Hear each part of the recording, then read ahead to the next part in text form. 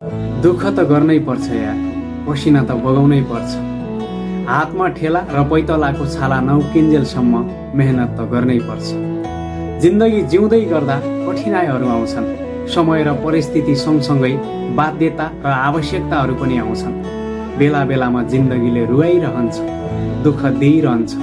भनिन्छ नि, आँखाबाट आँसु नबगाएसम्म प्याज त काटिँदैन भने। यो त एउटा जिन्दगी हो। बेला बेलामा दुःख नपाएसम्म, कठिनाइ नझेलेसम्म, बाध्यता र आवश्यकताको सामना नगरेसम्म यति सजिलै जिन्दगी कसरी कट्न सक्छ? भोलि सफलता पाउनु छ भने त्यो सफलताका लागि आज परित्याग त गर्नै पर्छ। सफलता त्यति सजिलै र कठिनाइ नभोगेसम्म कसैलाई पनि मिलेको छैन।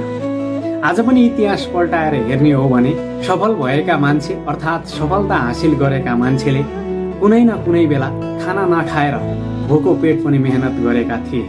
घाम असिना पसिना केही पनि नभनेर दुःख गरेका थिए अनि मात्र सफलता हातमा आएको थियो। भनिन्छ नि, गलत पासवर्ड हान्दा मोबाइलको लक त खुल्दैन भने गलत तरिकाले काम गर्न थाल्यो भने सफलताको ढोका कसरी खुल्न सक्छ? गलत तरिकाले काम कसैले पनि गर्नु भएन। सही तरिकाले काम गर्नुहोस्।